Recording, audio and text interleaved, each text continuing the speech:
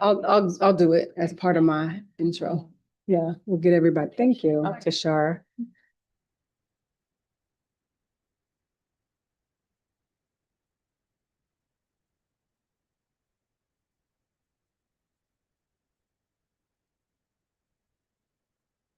Madam Chair, we are streaming live and recording on YouTube, or the other way around. You may begin when you're ready. Thank you. Good morning and welcome to the June 12th meeting of the Transportation Disadvantaged Local Coordinating Board. I'd like to call the meeting to order. My name is Mayor Pat Bates, chairperson of the LCB. I'll be chairing the meeting today. I'd like to ask Luis to please lead us in the Pledge of Allegiance. I pledge allegiance to the flag of the United States of America, to the republic for which it stands, one nation, under God, indivisible, with liberty and justice for all.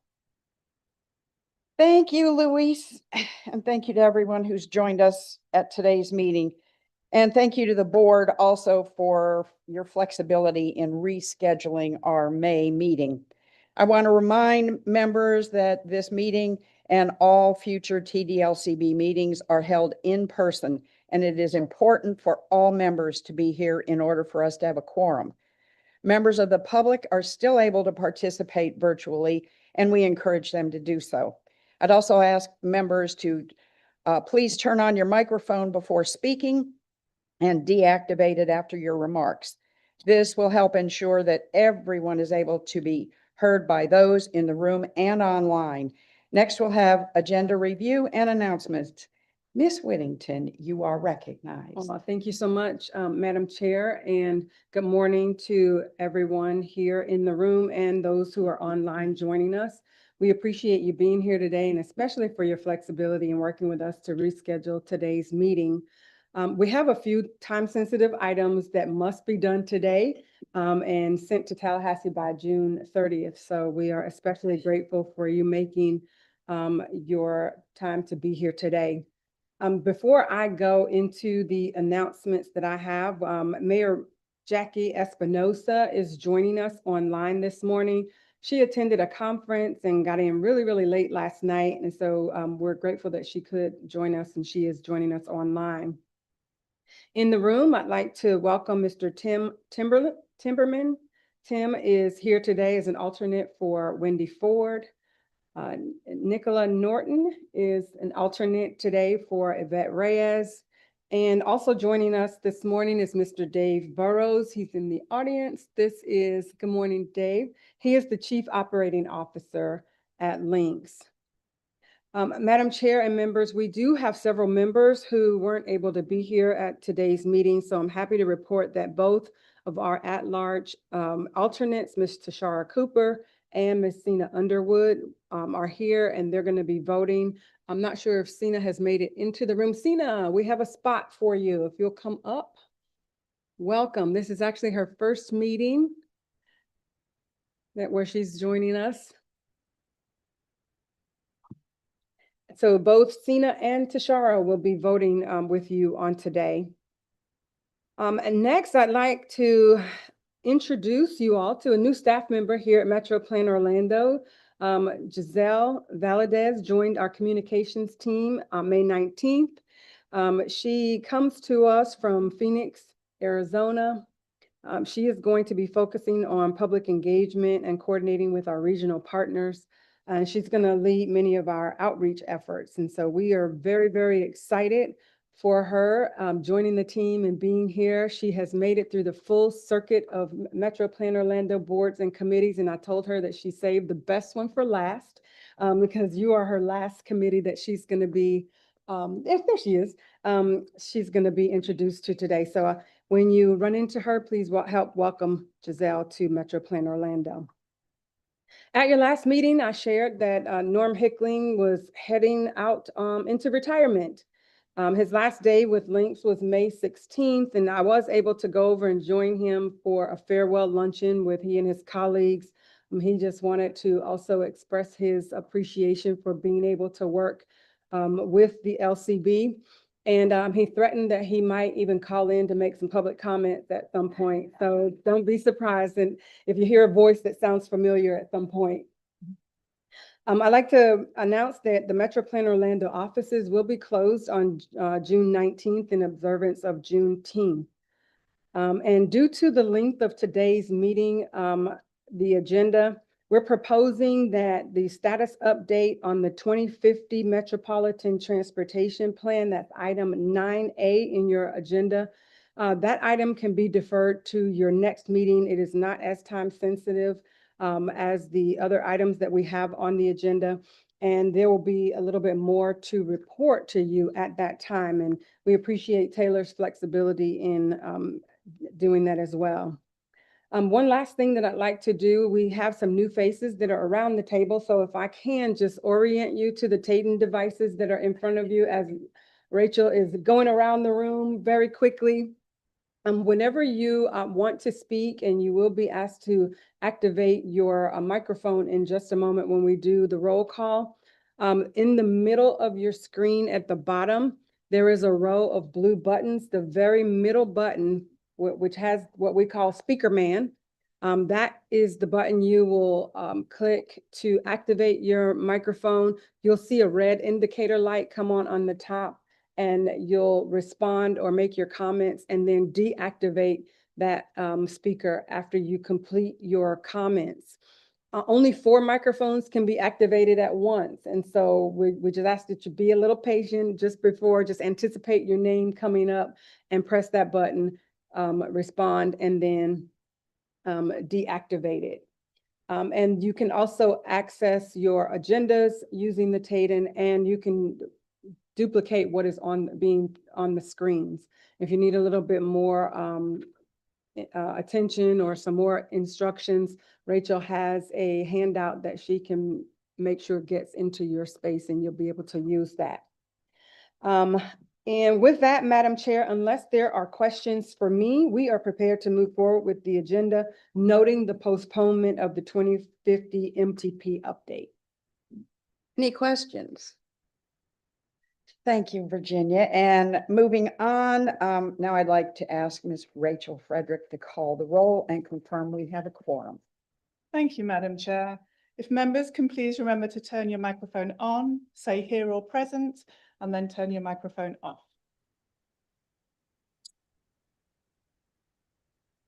Baldwin. Present. Bates. Here. Campbell. Present. Cooper. Present. Delano. Present. Espinosa.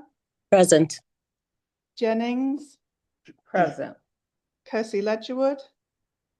Present. Amelia. Present. Nui Ruiz. Present. Norton. Present. Olds. Present. Olson. Present. Smith. Present. Timmerman. Present. Underwood. Here. Uribe.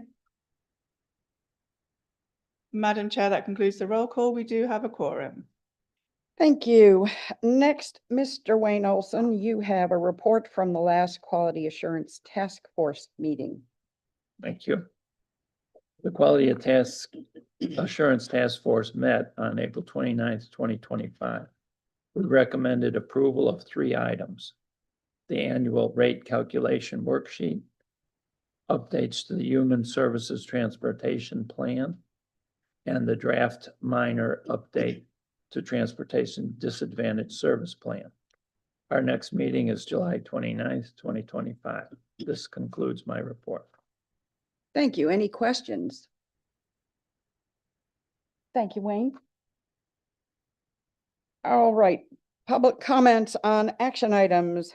We will now hear public comments on any action items. We ask that you provide your name and address for the record, and please hold your comments to 2 minutes or less. If any member of the public wishes to comment and is joining us virtually, please use the raise hand function and you will be recognized. If you're joining us using your phone only, please dial *9 on your phone keypad to be recognized.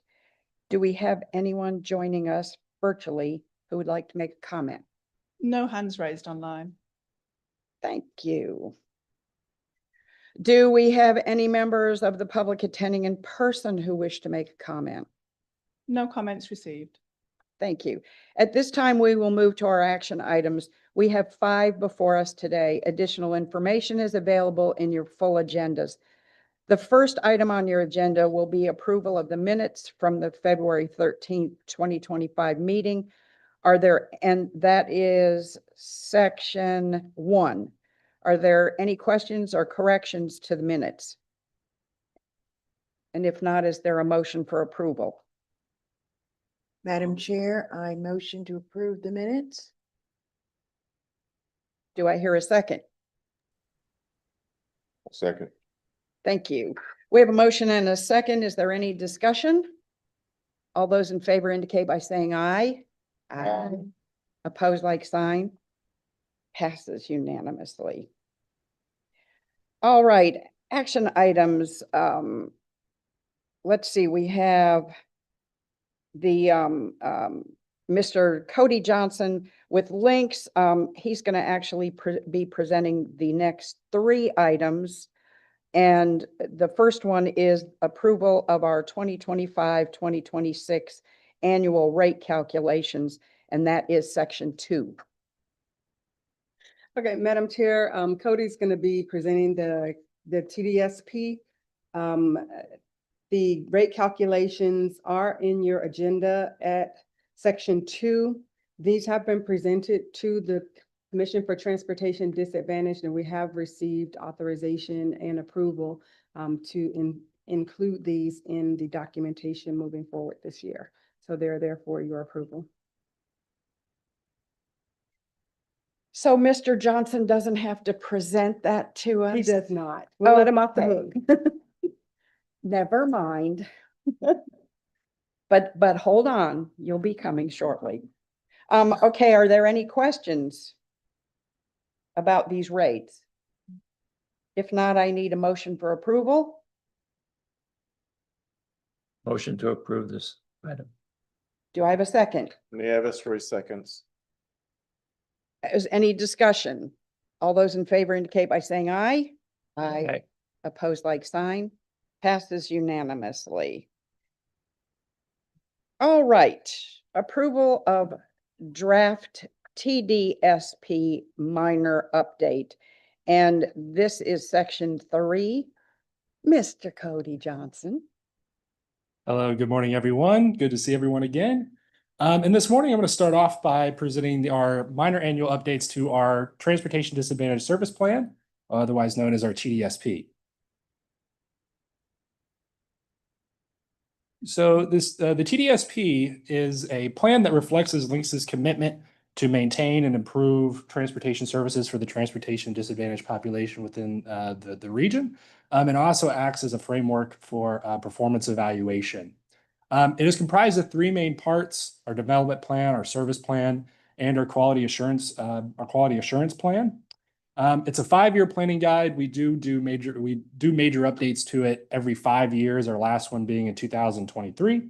And annually, we do minor updates to it to reflect, status updates to our goals and objectives, along with updating things like our fleet inventory, our updated rates, and demographics within the region. It is a state requirement by the Florida Commission of Transportation Disadvantaged that we do this plan. So first off is our development plan. It includes things like our service area demographics, our TD population forecasts, identification needs, barriers to coordination, goals, objectives, and statuses for each, along with an implementation plan. Now, the ones in bold up here are the ones we actually update during our annual update process. So we did updates to our service area demographics with updated census data, and then we also updated our statuses for goals and objectives. All right. So I'm going to run it down page by page. It can be a little dry, just bear with me. But pages 6 through 9, we updated the Transportation Disadvantaged Local Coordinating Board roster as of March 2025. On page 10, we updated the latest signed TDLCB certification as of March 2025. Pages 7 through 8, we updated the links organizational charts as of March 2025. And on page 9, we updated the consistency review of other plans section for the latest transportation development plan, or the TDP, and the latest Metro Plan Orlando Transportation Improvement Program, or the TIP. On page 12, we updated the links network service area map as of December 2024, which was our last major service change on our system. On page 13 through 17, we updated the link service area demographics table to reflect 2023 ACS data. Page 18, we updated the links service area housing unit characteristics table, also using 2023 ACS data. And on page 22, we updated the labor force and unemployment table as of December 2024. All right, then on page 23, we updated the access links trips by purpose table from calendar year 2024. On page 24, we updated the access links top 20 trip generators table as of 2024. And then on pages 33 to 37, we updated the status column for our goals, objectives, and strategies. And so I'm just going to go through a little bit about some of the statuses for our goals. So under goal 1, transition paratransit customers to the most appropriate mode of transportation. Our target for that one was increase the number of ADA clients enrolled in the Access Plus program. In calendar year 2024, there were 41,696 Access Plus trips, approximately 3,474 a month. And this is actually up from 2023's average of 2,366 trips. So we've done a pretty good job getting people onto that program. Goal number 2, customer outreach and education. First target was preparation of instructional videos for all new customer-facing technology.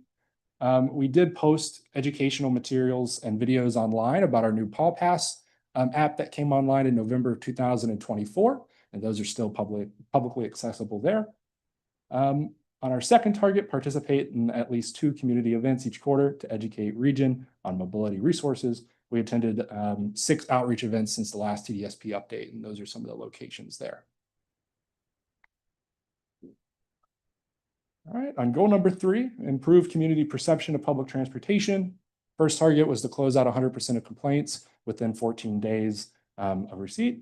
As of 2025, the average number of days to resolve and close out customer complaints is 8 days. So it's well within that 14-day target. Second one is to maintain on-time performance at 90% each year. And our current on-time performance is 91.3%, so also above that target as well. And we'll continue to make improvements to make sure we're going to continue to hit that. On our third target, implementation of scheduling software map upgrades. Base map updates were completed in the summer of 2025.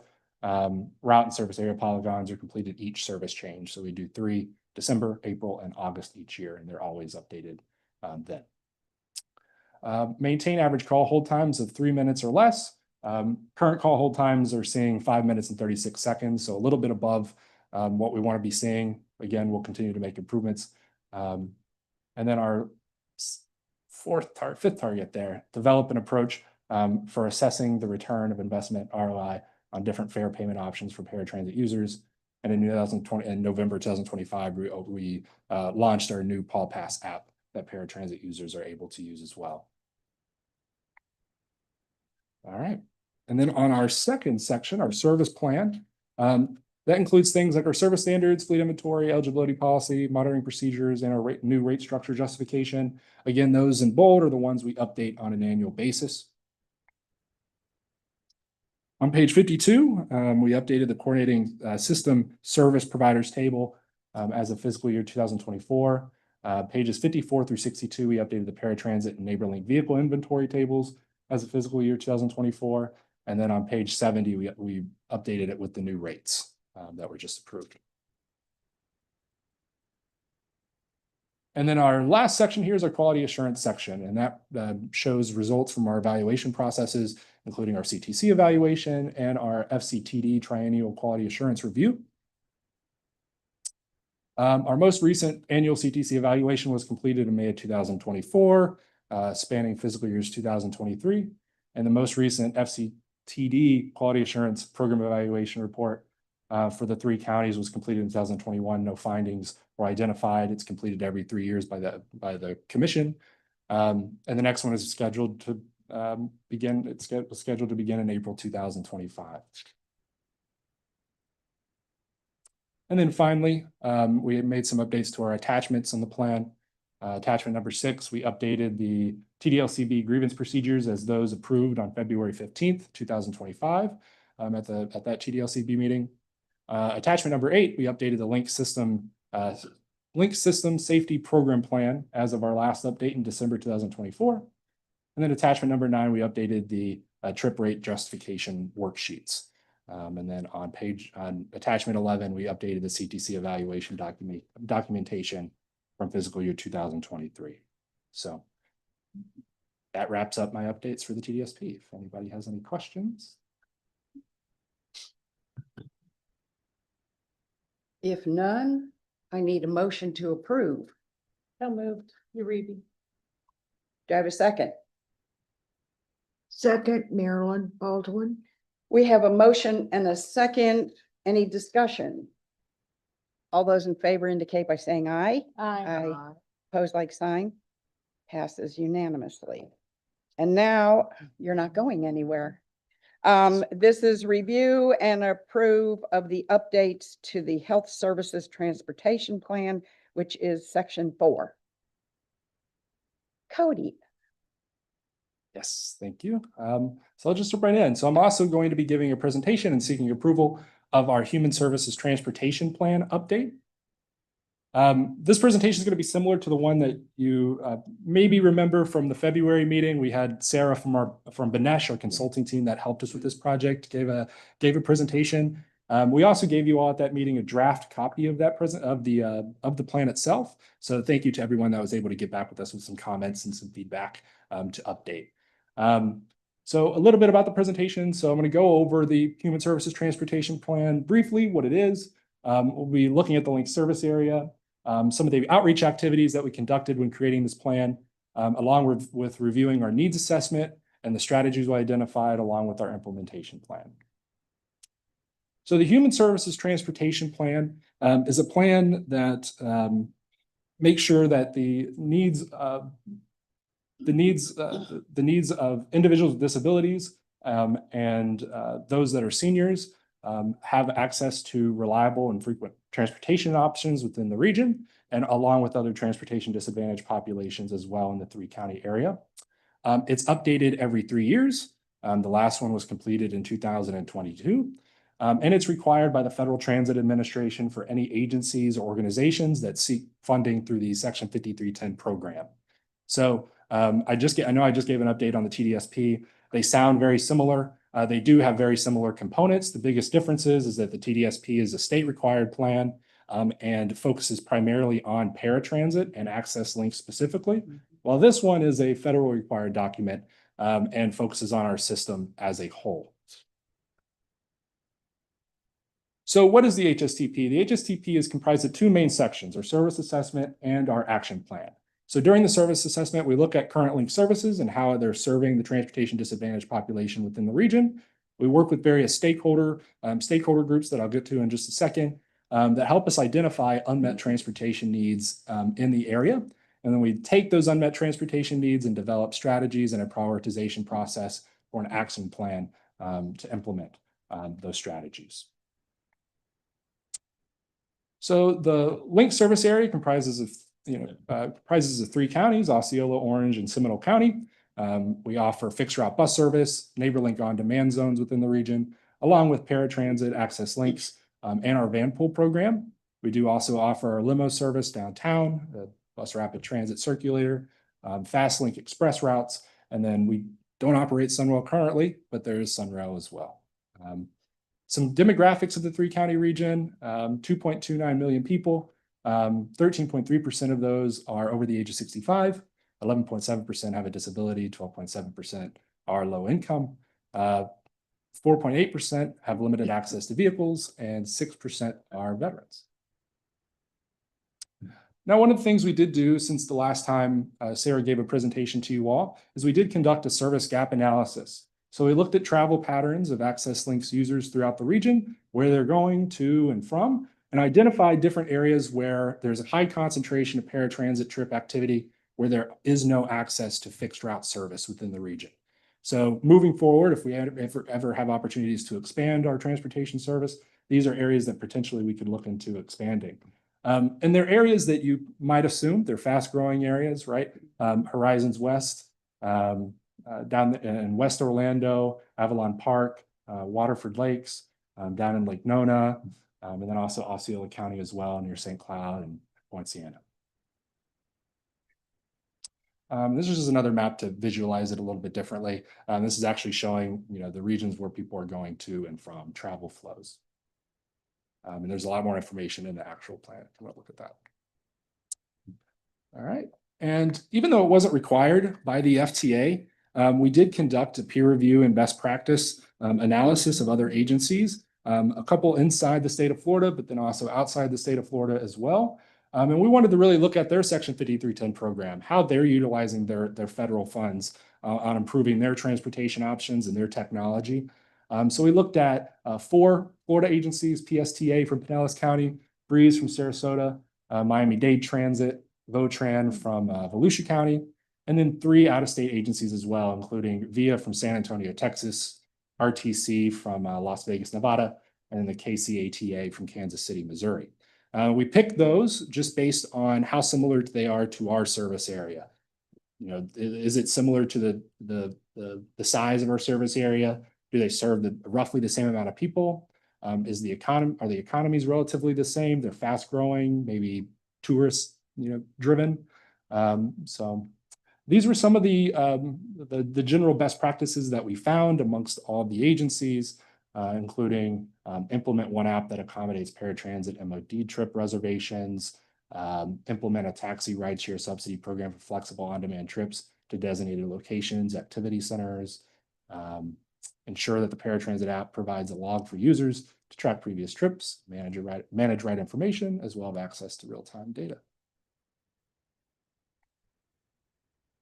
And we did conduct extensive outreach for the creation of this plan. So we did a couple of things. First, we did a NeighborLink onboard survey, where over a 2-week span, we had surveyors go out and ride our NeighborLink vehicles to talk to people and ask them where they were going to, where they're going from, what's the purpose of their trip. And we also asked a couple qualitative questions as well: how they like the service, do they find it helpful, is it on time, do they feel safe riding it? Over that 2-week span, we got 152 valid responses. So a lot of good insight there. In general, people enjoyed the service. There were some, just some general qualms about it being on time and stuff, but overall, people really enjoyed the service.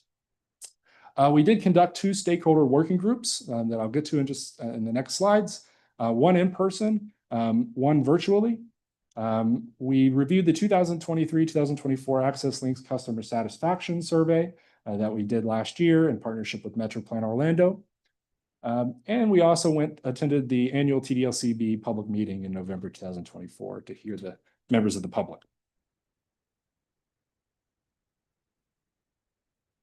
So like I said, we held 2 workshops with our stakeholders, one virtually, one in person. We had participation from 19 different organizations, ranging from county departments to nonprofit organizations in which their clients are represented in the plan.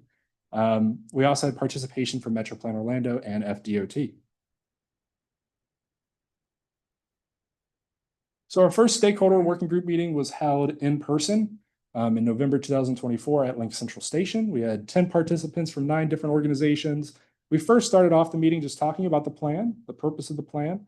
And then we asked them some basic general polling questions, what they expect in a plan like the HSTP, what should be in it, what do you need to serve your clients better? And so these were some of the polling questions that we asked, and then some of the responses down below. So you can see, long wait times, financial costs, same-day scheduling, more vehicles, reliable service. And then we also did several activities. So we split the groups up, and we did a points of interest activity where we gave them a map and said, can you mark down, areas of interest within the region that are most important to your clients, and areas in the region that you think is not currently best served using public transportation. And so you can see kind of the same thing we saw with our service gap analysis, high demand within connections to health centers, limited service to Apopka, St. Cloud, and outside Point Siena, and also the west side of Orlando needs better connectivity. And then for our second, our second activity, we actually gave them budget and said, if you could spend money on 5 things to help improve transportation for you and your clients, what would you spend it on? And so these were the results for each group here. And you can see they came up with some similar ideas. So, new more vehicles for Vanpool, new buses, neighbor link awareness, marketing available services, improvement to technology, door-to-door support. So. And then our second workshop was held virtually. We had 17 participants from 15 different organizations. And there we presented our initial service assessment, unmet needs, draft strategies, and we asked them some polling questions to create a prioritization process to implement those strategies. So the top 3 strategies they came up with from our draft was, expand access to reliable and accessible fleets, improve efficiency through technology, increase financial accessibility to services. They believe that quality of life improvement is probably the most important thing to consider when implementing improvements. That strategy prioritization addresses the needs of seniors and individuals with disabilities. Wow. So after our service assessment and meeting with our stakeholders, these were the general groupings of unmet transportation needs that we identified in the service area. So we categorized them on service, capital infrastructure, technology, innovation, and program policy.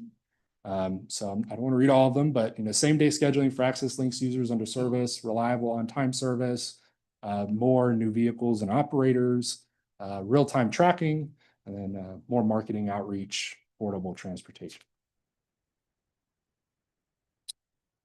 And then we took these unmet transportation needs and then created specific strategies to help implement and create change. We also looked at our strategies from our 2022 plan to see which ones we first completed, and then also we could carry over, maybe reword some into this plan. We did see that 16 different strategies from the last plan were completed, and we carried over 11 different ones.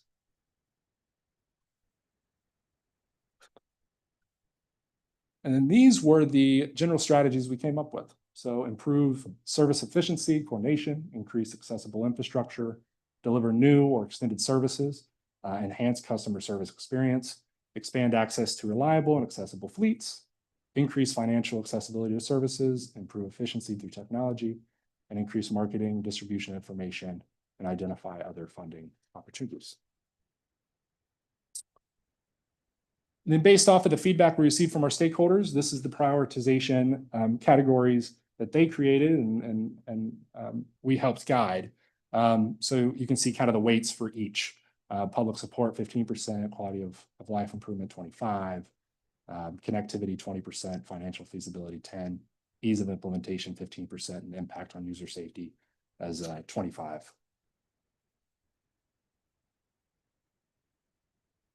So running that prioritization process, these were the prioritization results that we came up with. So we ranked them in high, medium, low. Just want to emphasize, even though if something is considered medium or low, they're just as important. Just based off of the prioritization process that our stakeholders came up with, this is what spit out. Some of those, even on the low side, are things that we do as an agency currently, and that we will, make sure we do in the future. All right, and then here are some of the more specific action items for each strategy. So implementation in the near term, action identify dialysis centers with adjacent neighborlink service areas to improve scheduling wait times for clients, enhance amenities at existing stops near senior centers, medical facilities,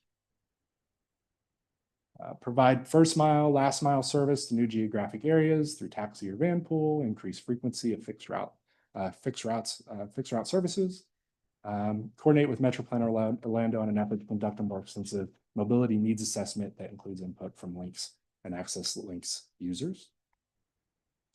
And then more on the intermediate term, continue to allow human services transportation providers the ability to lease ADA accessible vehicles of varying sizes through agency van pool program, encourage the sharing of vehicles among subrecipients to leverage resources available, and increase affordability of transit for seniors and individuals with disabilities.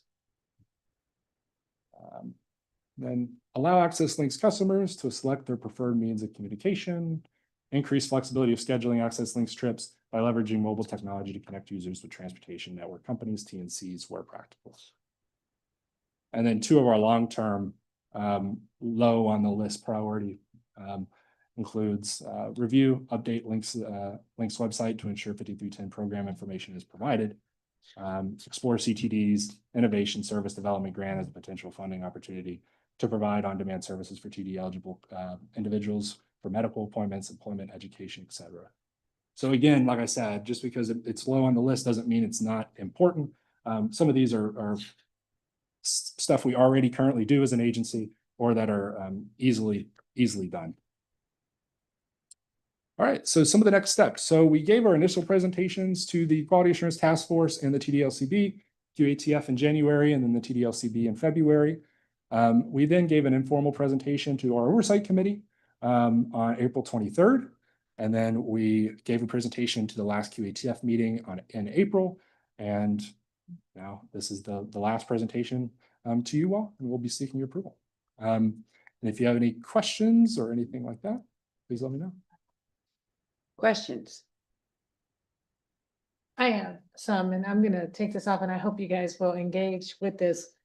Cody, do you work for Links or are you? I a do, yes, I'm a consultant? Okay. transportation planner. Are you Norm or no? No. Okay, No. all right. So I appreciate your data. I'm just gonna be very candid. I've been on this board now for 6.5 years, and everything you said today, I've been hearing since day one. Okay, there's nothing new that you presented that makes me say, aha, right? I do have some concerns because I wish I would have been able to have an opportunity maybe to meet with you, and maybe we can, but you took some counties or some areas that you said were relatable to us, right? And I don't know if I agree with some of those. And also I'd like to know how you guys came up with that idea. Were you just like looking at Florida? I just came back from a national conference. Yeah. And it's very interesting to see what other states and other regions around the country, and I'm talking like, Columbus, Ohio, Boston, they're having much more success than we are. And so my concern is a couple of things. One, and I also want to preface, I serve on the FTP 2055 Transportation Steering Committee for the state. And I have been advocating a lot for this. And we actually have someone who has a rep who represents senior citizens. I'm going to put disability on one side and I'm going to put senior citizens. That's the fastest growing population that's happening. So the need's going to increase, not decrease. Right. Also, I watch what's happening federally. And I don't know if you guys know, or any of you, but Uber is now offering like a senior rate. So you can use like your Medicaid card and they can offset. They're trying to help move people, right? Because not everyone needs Access Links. I think there's a desire to go that way. It's safer, you feel better. And I'll say to you, as someone who just went to Seattle, when they said, hey, take public transit, I said, oh God, no, like get me where I need to go. I was terrified. I don't know it. And I'm a competent person when people start saying, well, be careful at 3rd Street and this and that. And so it's, I can just imagine other people who are trying to be self-sufficient. But when you said your committee and you said from stakeholders, who is that? Who are stakeholders? Are these organizations or are these people who ride Links now, who are a variety of links from riders? Access Links now is from seniors to the disabled to someone going through treatment, or are these other nonprofits and groups that represent people? Yeah, so we had a mix. So we had, participation from county departments, Orange County, Metro Plan, FDOT. But we also had participation from nonprofit organizations that have clients that, rely on public transit, or they provide transportation options themselves through our 5310 program. But did you ever reach out to riders? Did you ever reach out to that list of people who've written and put their concerns with us, who have sent them to us. Have we ever talked to real people? I mean, Yeah, I don't discredit any of those organizations. We need them. I'm one of them, Orange County. right. That's not what I'm saying. I'm just saying, when I look at your list, it's exactly the same we've seen all along. You Yeah. might have moved a couple places, but really understanding what the actual person in that, in that car is feeling, Right. what they're going through. Like, have you guys ever just took real riders and talked to them? Yeah. Yeah, I mean, when creating this plan, we did review the access link survey from last year, and then we also went to the annual public meeting, the TDLCB public meeting. We did include in the, let me see if I can find it, as one of our action items for.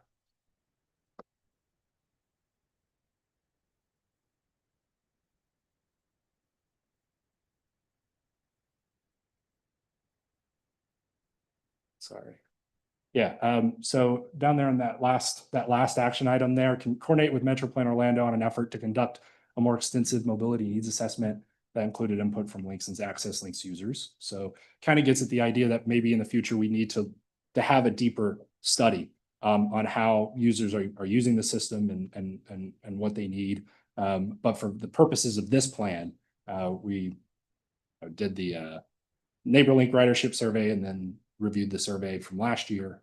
And I don't want to come across as I'm like blaming you. Right. It's just very frustrating because two of the voices that part of transportation that have the least voice Yeah. are the disadvantaged and the seniors and public transit users. Those are the people that are trying to go to work and trying to make it. Absolutely. Or trying to, just live day to day. And they're the least amount of people that we ever get real engagement from. Mhm. And that's concerning because we're making decisions that affect them the most. Right. And so I would love to see that pivot. I Mhm. mean, you come to our annual meeting, there's plenty of people who come that I'm sure 5 of them, because they've offered to hang out with me, that would tell you, Cody, let me tell you from the moment I make that call and be there to the moment I get on, to I get dropped off, to get picked up and get back home, what that process is really like, because we're almost like doing same over and over, and it's not your fault and it's not Lynx's fault. You're all trying to gather a need, and or Metro Plan Orlando. At least we're talking about it, but we're not really making any changes. And so last and least, and I hate to take over, I'm just really, I'm a little frustrated, but I'm not upset with you. Yeah. Is I saw you talk about dialysis centers, and we've had a presentation on dialysis and counselor there, and I love their mindset of what they do and how they try to Right. best. And there's people who are like, oh no, I love my doctor, so I want to go, to Poinciana to see him and all that. But one thing that I realized from the outside is insurance companies, hospitals, Orlando Health and Advent Health, now have physicians and they're buying everything. You rarely find a doctor who's independent, they're really under the umbrella of someone else. And so to think about it in a different way is maybe those people should be at the table to help us facilitate it, because they're doing great. They're growing. Orlando Health and Advent Health is growing. We were in Tampa and there was an Orlando Health, and my son is, why Orlando Health here in Tampa? Shouldn't be Tampa Health. There's a reason they're growing. They're doing something right. So maybe instead of doing the same thing over and over, which is providers that are here to help, actually talk to the source of that control where this is all moving. Even like DaVita, like the having them at the table. Yeah. Like, let's go another way to look at how we can do this. When you talk to Orlando Health and they see, because maybe they're not taking this into consideration when they're doing things either.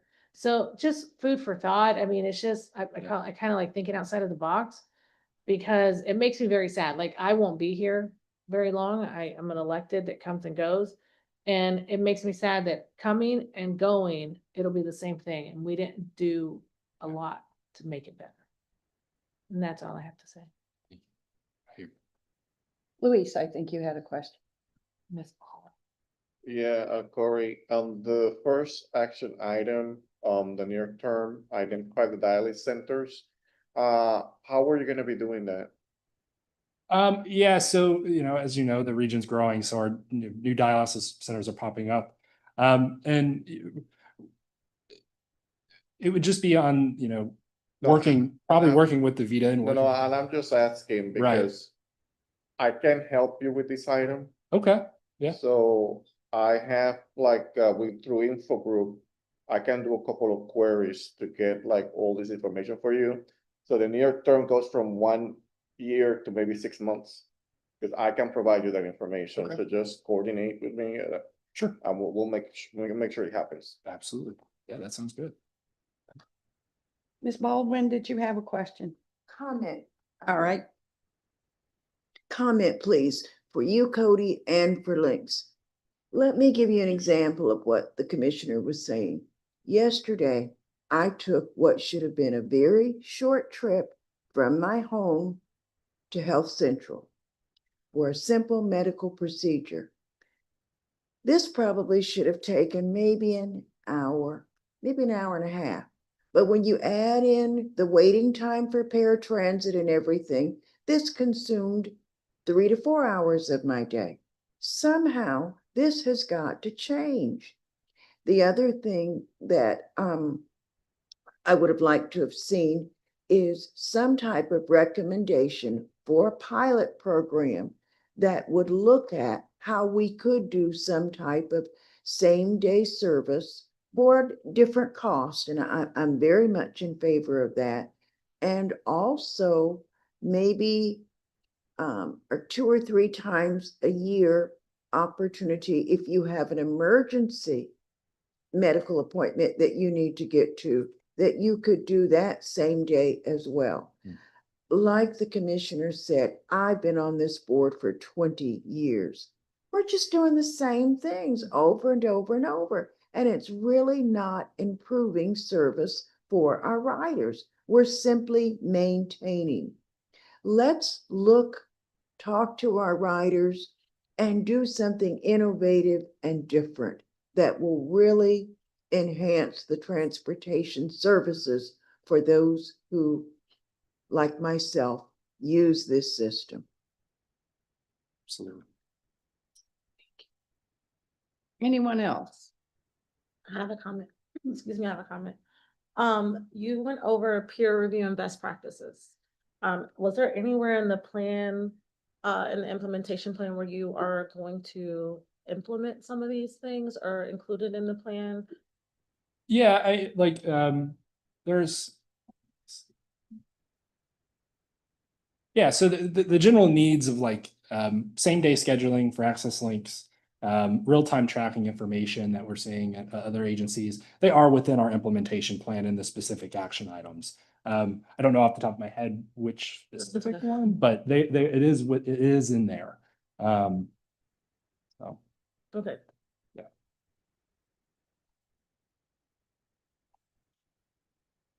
Any more questions, comments? If not, I need a motion to approve. So moved. Oh, sorry. Second. I'll do second. Motion All right. to approve updates to the Human Services Transportation Plan. All right, we have a motion and a second. Any discussion? All those in favor indicate by saying aye. Aye. Opposed, like sign. Passes unanimously. thank you all, appreciate it. Thank you, Mr. And John. it's not you, Cody. Okay. It's this. I feel bad. Norm could take it. Cody. Yeah, I'm wondering if Norm was supposed to present this stuff and that's why he retired. I was just saying Norm could take it. Cody's new to the team here, so.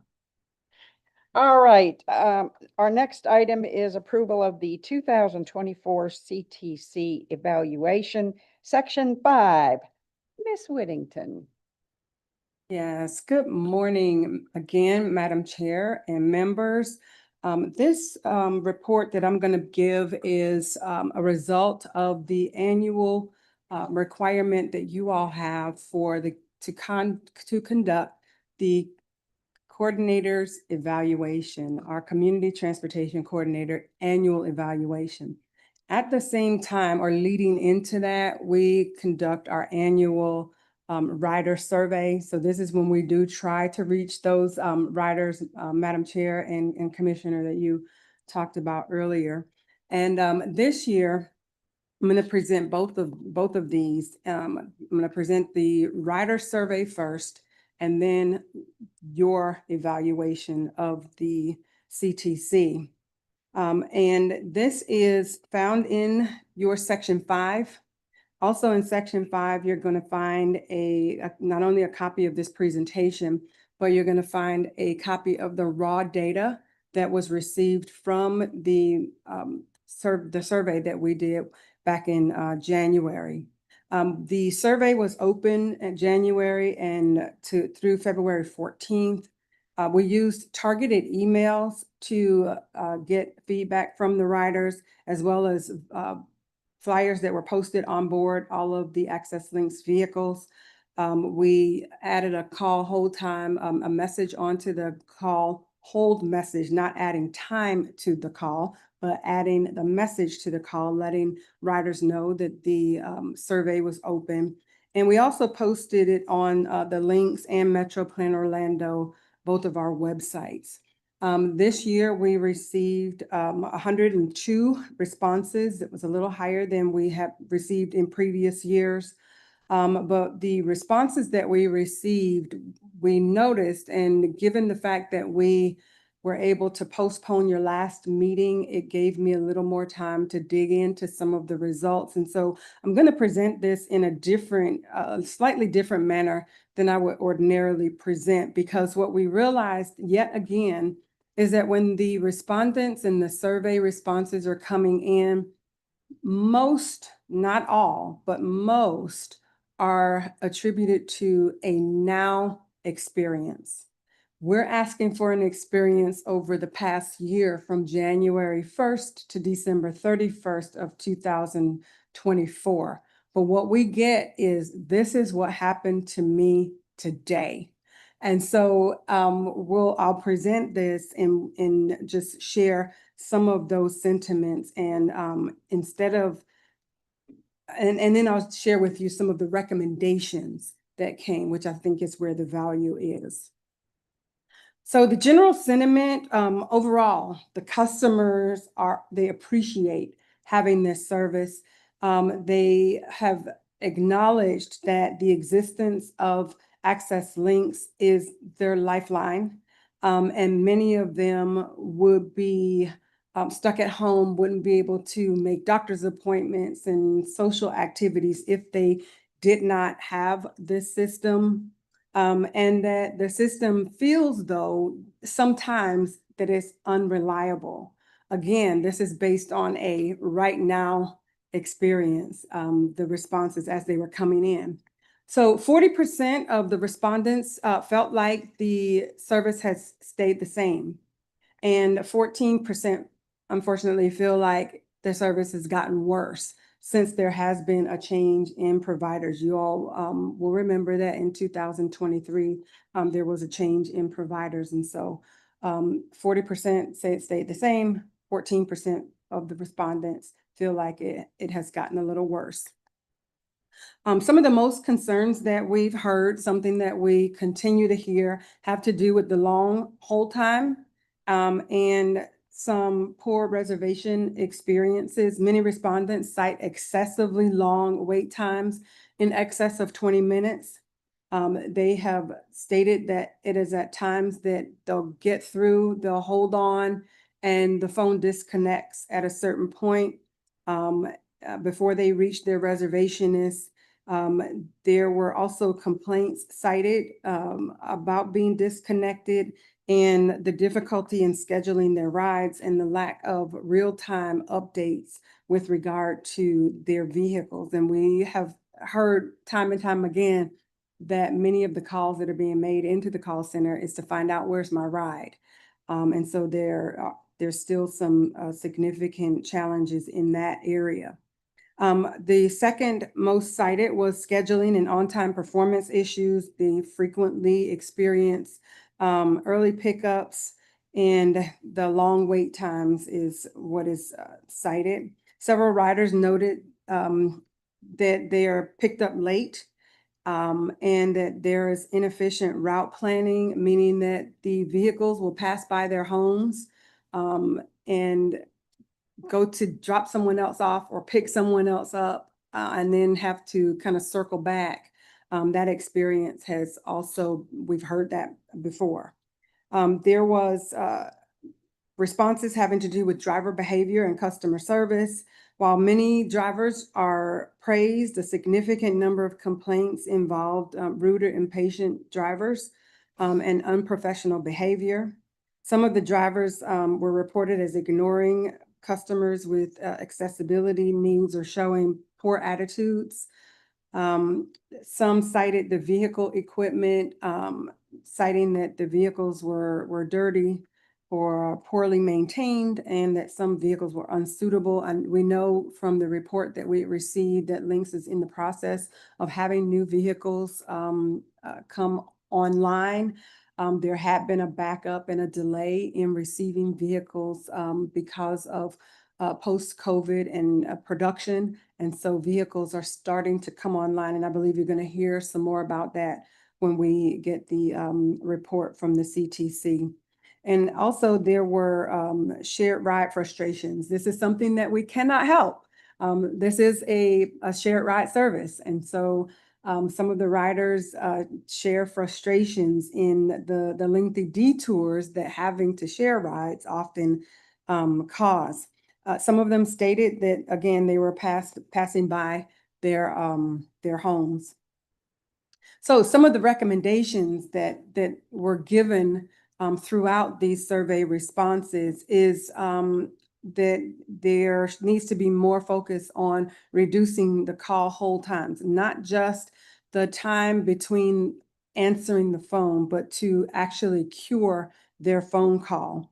Their suggestion was to hire more reservationists and manage the high call volumes, to expand the online and mobile app booking features, suggestion for improving scheduling and routing, allowing more direct trips with fewer shared rides. And you're going to hear a presentation from Seminole County in just a moment that's kind of going to augment some of these and may come as a relief to our Access Links riders.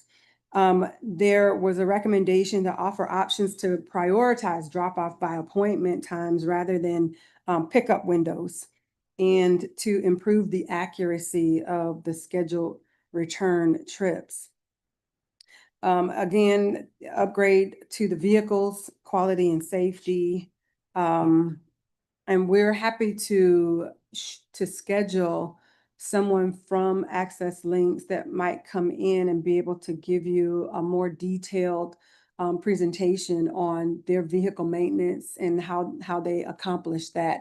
We enjoy having them to come and inform this board so that you're able to understand that when the riders are bringing forward these type complaints, you understand the other side of that. You all did a visit to the operations center not very long ago, and I think that helped to understand how the vehicle maintenance is conducted, how the scheduling is conducted. And so it helped to see those the boards that are in front of those people who are scheduling those rides as well. So if you did not participate, we're happy to have another one of those conducted.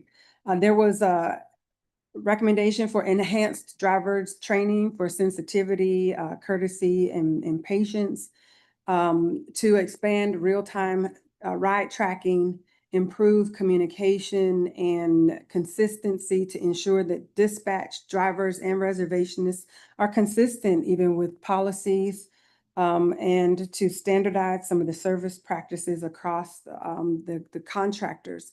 As you know, that there is not only Access Links who is providing, but there are vendors and sub-vendors, some of who you heard from Cody. Those are services that are coordinated with organizations that provide transportation to their clients. And so there, even though it's being provided by another vendor, the riders feel that there should be consistency across the board so that you don't really realize whether you're on an Access Links vehicle or on a user vehicle. There were recommendations to simplify the reapplication process, especially for those with long-term disabilities. We've heard that time and time again here, that if you have a permanent disability, that is not going to change. Maybe an update annually of your address or confirmation that your address and phone number has not changed. But why go through the long, extensive process of having to redo your eligibility application? So those were some of the comments that were made.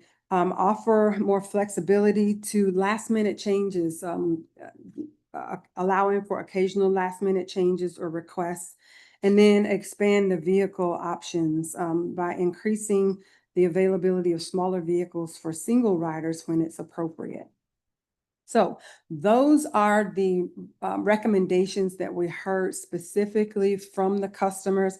I am sure that if you were to take more time and go through each one of them individually, that you will see that there is so much more, but I tried to do a synthesis of those that kept coming across more and more. So with that, that is the result of the rider survey. I will pause momentarily if there are any questions, and Madam Chair, if you want to facilitate the questions.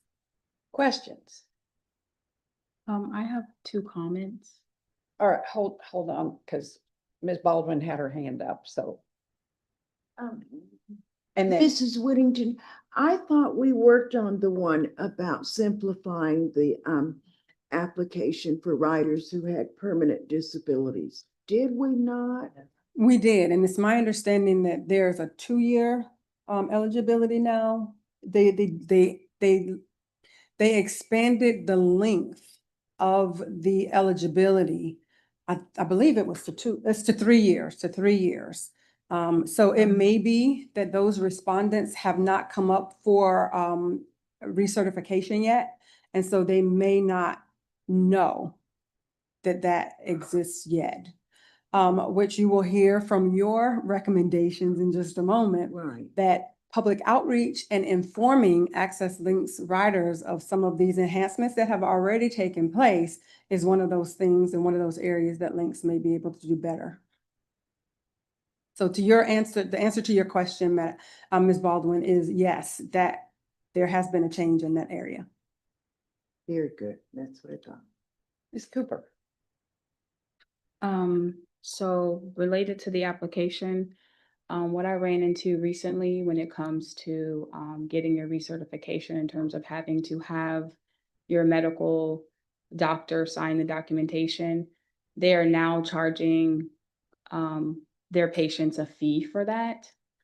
And so for individuals such as myself, who is a user of the service, and due to having low vision, that's just my life and that's not going to change. That can be a burden. My concern is because fees can change. So they can say, this is the fee this month. And it was a random policy change that I was not even notified of. Like, my doctor didn't let me know or inform me, like, oh, this is a fee that is going to now be charged if you need to sign the document, for her to sign it. Like, she didn't have to complete it, because that part I pretty much did. She didn't have to use, office resources in terms of printing out the paperwork, because that was already done. So just to verify the information and whatever her recommendation would be on there and sign it is like a fee. And I'm not the only one that uses the service. My son does, my mother does, and I am in care of my mother and my son. So now I have that fee times 3 that can change. And then related to the wait times, what I have found every once in a while, I get like a request to like get a call back, which I find that to be useful, because then I don't have to just hang on the call or run into possibly having the call dropped and then having to call back again and then run into that. So those are my comments. Right, and Madam Chair, if I can just respond real quickly to that. Again, the timing in which this survey was conducted, features such as the option to get a call back if you're waiting came online since the time that we took this survey. So there are some things that are being rolled out that are not reflected here. Again, this is a moment in time between January and February 14th of this year And so the experience at that time may have not have been able to have that. Thank you, Ms. Charlotte Campbell. After our last meeting where this came up again, she did notice that there was the option on the phone to receive the call back, and she called us and she said, wow, we talked about that today and it came online. And so your work is being noticed. Question. I just wanted to make a comment that I assist patients, dialysis patients to recertify, and I do those applications frequently. So I don't think it has to be a doctor that fills out the application. It's a healthcare professional. I believe it's a licensed healthcare Okay. professional. I know I have my therapists and Mhm. social workers fill them out and. Or a complete nurse them. practitioner or something. Yeah. I mean, if you, Um, the doctor doesn't have a whole lot of spare time, but the rest of us. Doctors will have make more spare time than. They do, but they don't have, they don't have the inclination maybe. But just in case that helps, for you to have more resources for somebody to, get that done without a fee. Ms. Underwood. I have a question. My question is related to those with permanent disabilities. If you have a permanent disability, why do you have to recertify? It's permanent. I'm having it forever. I'm gonna need this service forever. So what is the purpose of having those individuals have to reapply and recertify? Right. Again, this is one of the items that have come forward from this board from time to time and more than once. And it has changed more recently from the need for those with permanent disabilities to recertify annually to now being able to recertify every 3 years. And again, it is this board's prerogative to be able to make recommendations to the community transportation coordinator in for eligibility, as well as any operational aspects. We are here to make those recommendations. Sometimes the wheels of transportation turn a little bit slowly, but we are starting to see that there are changes. For instance, this barrier having to do with fees, this is the first that I've heard of this. And it may be one of those things that can be brought back to eligibility. And maybe if you've had your annual doctor's appointment in the last, year, that because your eligibility might fall within that year, maybe that is a way to overcome that. But it's ideas that come out of this board that would be able to address things like that and to talk to the staff at Lynx. They're open to hearing from you and being able to implement those to remove the barriers.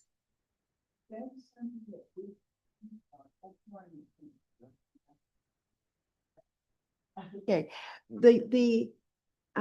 for permanent people with permanent disabilities, not having to recertify every 2 years, this is something that I, Mrs. Whittington will tell you, have worked on, talked with Lynx about for years. So we're getting there. I think it's just going to take some time. I think when you recertify that first time and you indicate it's a permanent disability, then the next time you recertify, you will only have to confirm your address and phone number and that you are still disabled. Am I correct? I'm getting some feedback from staff over here, and she's sharing that the permanently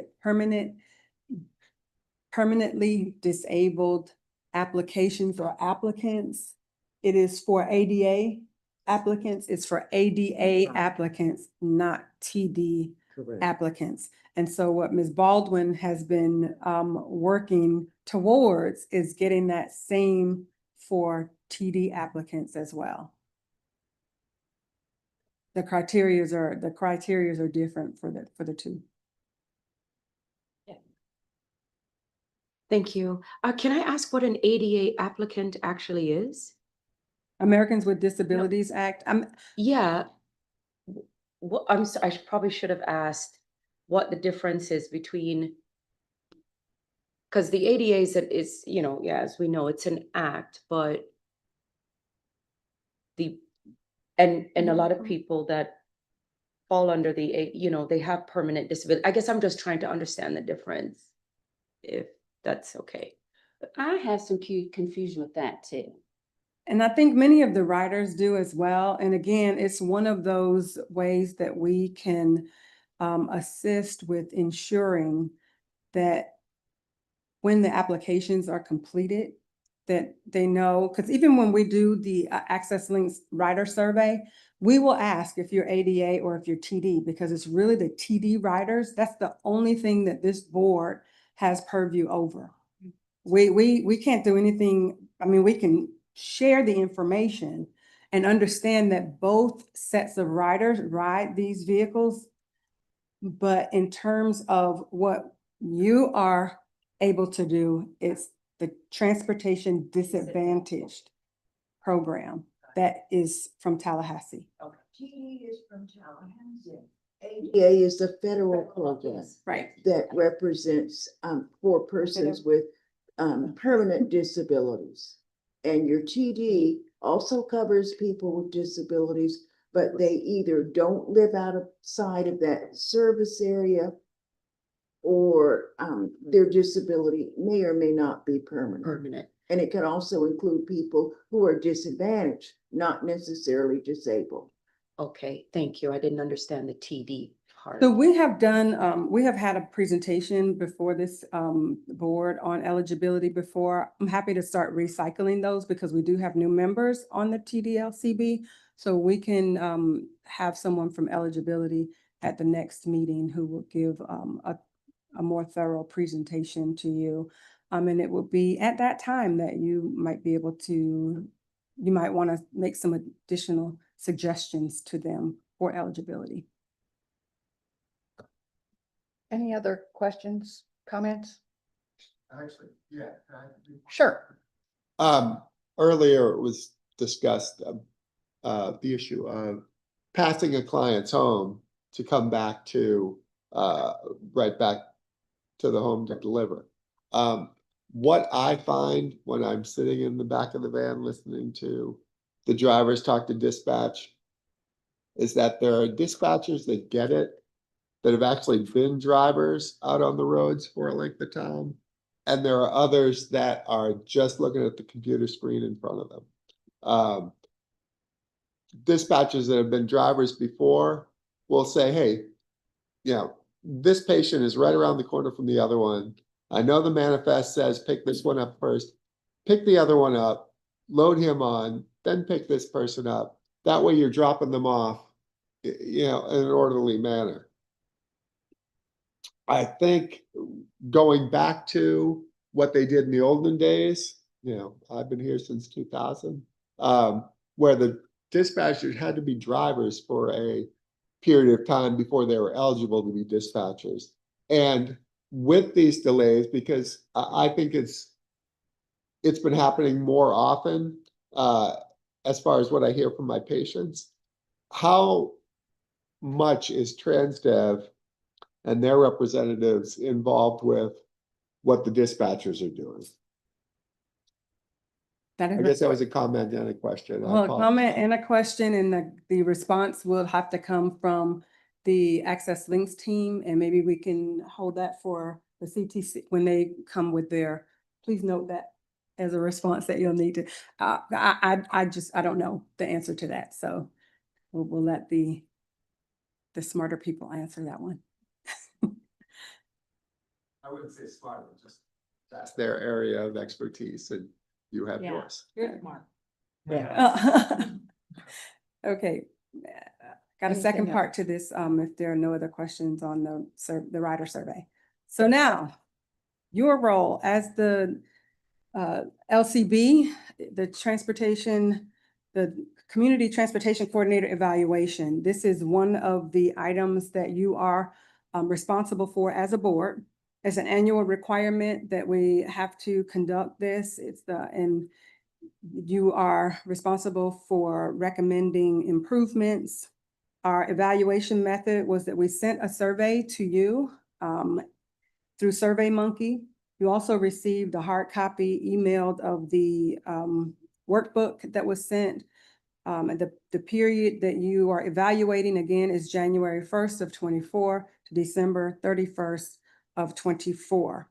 There were 5 broad areas that you evaluate. That's coordination, administrative, cost effectiveness, local performance measures, and availability.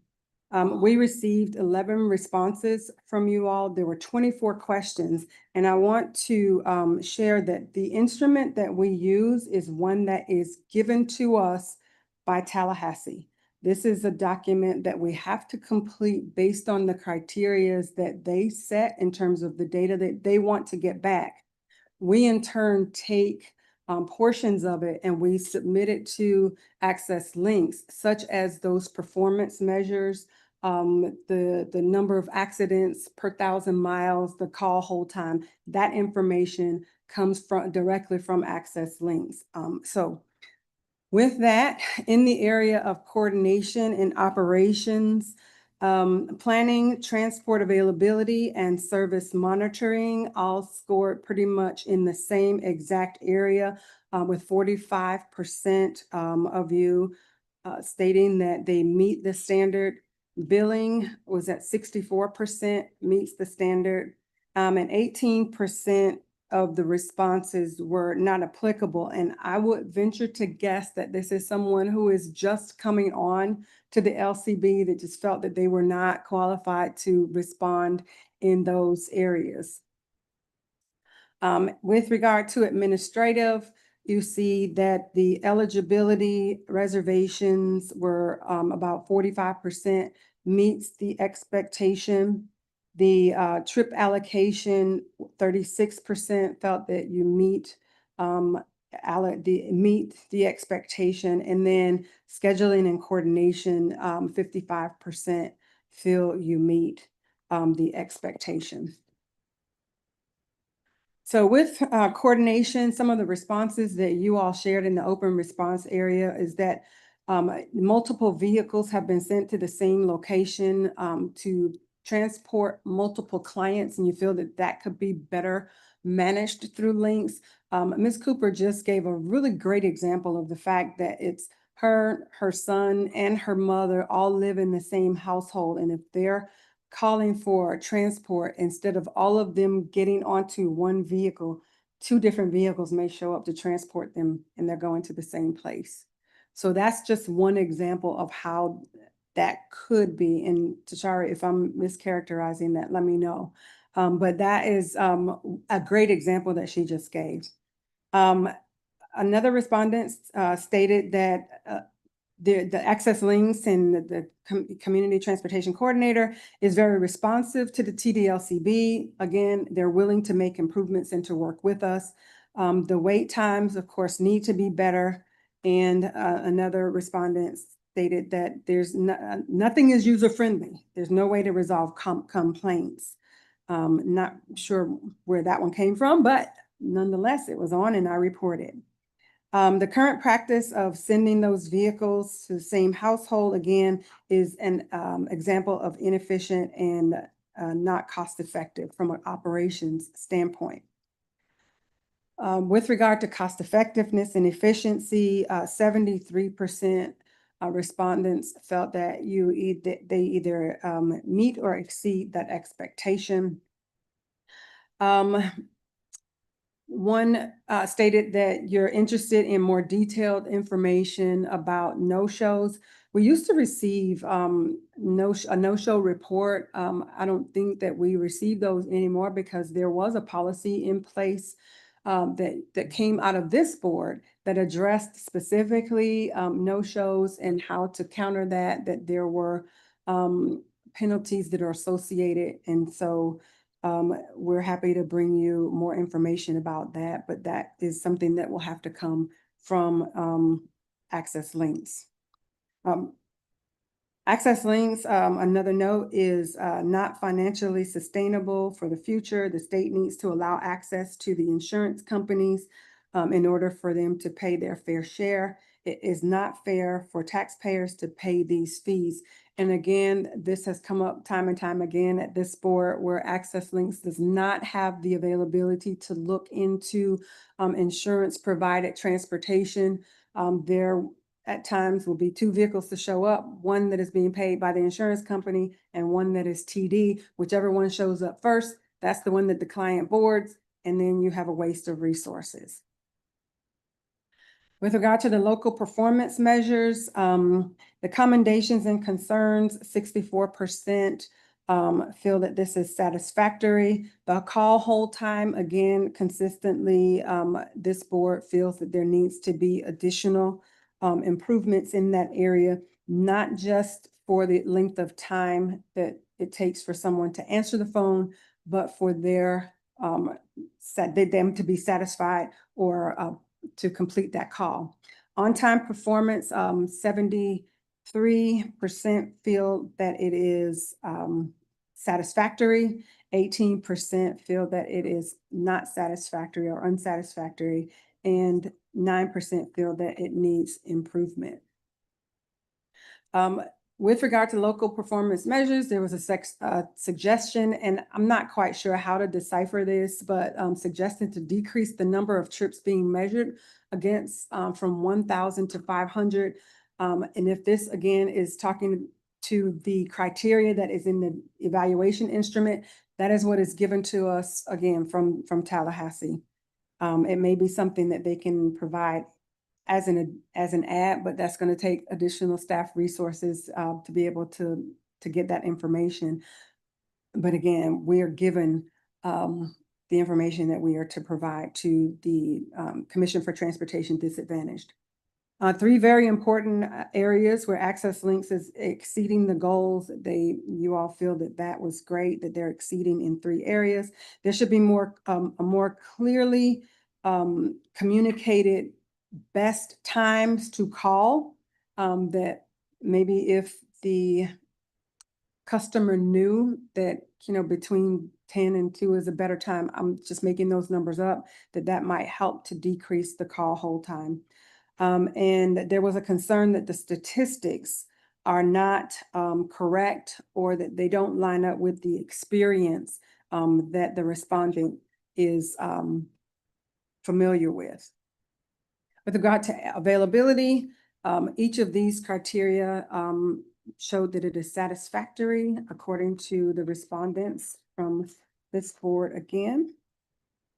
Availability, there was a suggestion to consider conducting usability or utility workshops with the public as part of the public awareness, so a greater level of public outreach. The longer call-in times, especially earlier in the day, was again going back to the call hold time. An online reservation system never works properly. This speaks to, again, the concern that many of the riders don't use web access because they're not confident in that service. Overall, the evaluation, 60 or 90% feel that they are doing the best they can with what they have, and that they are meeting or exceeding the expectations. So over the years, the service continues to make improvements and fulfill a legitimate need for those who are transportation disadvantaged. Of course, there are always opportunities for improvement, such as ensuring that drivers of those brokered services know and understand the needs of the passengers with disabilities. Accommodations are made, and that Access Links goes above and beyond to accommodate the riders. Again, some of the other comments there, improvements have been acknowledged, but there's still room for more, and that more funding is needed. So the areas that you, as the LCB, have identified as priorities for continued improvement are, number 1, that call hold time. Number 2, the wait times and the scheduling. Improvements are needed in customer service and newer vehicles and availability. And I want to just go back to the concerns of the TD riders and just show this side by side, because you are tracking right along with the riders. So your evaluation and the suggestions that came from the TD riders are in lockstep, and that speaks to the fact that you are definitely hearing from the riders when you do this evaluation. And so, Madam Chair, that is the CTC evaluation. I want to say thank you to all of you who presented or responded to that evaluation. Again, this is a requirement, and without it, we would not be able to reap the benefits of having to provide this to the Commission for Transportation Disadvantaged. So with that, that it concludes, and I am looking for an acceptance of this, if there are no questions. Any questions? I have a question, Virginia. I did the survey, you know, and I mean, I appreciate the answers, but the surveys, to me, like the responses were very limited. And I didn't want to say completely bad, but I didn't want to say great. So just food for thought. I don't know if anyone else has any comment from the survey. It was very, very, very structured. Like I didn't feel like it gave the opportunity to say more like needs a little improvement on this, or are you partially, you know, like maybe next time when we do it, but I didn't want that to be documented as completely wrong, you know? So I just food for thought for the future, because it's like satisfactory, unsatisfactory, meets expectations. Well, that really doesn't, you know, I did a lot of meet expectation, because it wasn't necessarily that it was awful or that it was great, but there was an in between on that. So maybe needs serious improvement or doing better, you know, like something else. And then, you know, about you all to gauge it. That was just my opinion on the survey. It was like 3 things, and that was it, you know. So if you didn't meet expectation, you were saying they were great or they were horrible. So, and I didn't feel like it gave an actual ability to really show more of a gauging of where they need to possibly improve, Sure. you know. And that's great feedback. And when we take this instrument to the Quality Assurance Task Force, many who are sitting around this table, we have the ability to change those responses or the levels in there. I would like to consider like needs improvement, and then even maybe like doing better. Like, you know, like not everything is bad. Like some things could have been improved. They could be better, but a needs improvement, I think definitely should be an option. Okay. Okay, thank you. Yes. Mhm. Is there a way to add something, you know, a box that you can add a little comment about, like needs improvement, and just say what it is that it might Yeah. narrow it down a little bit for what the need for improvement is? Sure. We're able to change the survey. When you receive it, we're able to put a box after each question as opposed to at the end of that category. So that might be helpful as Yeah. well. Mhm. Okay.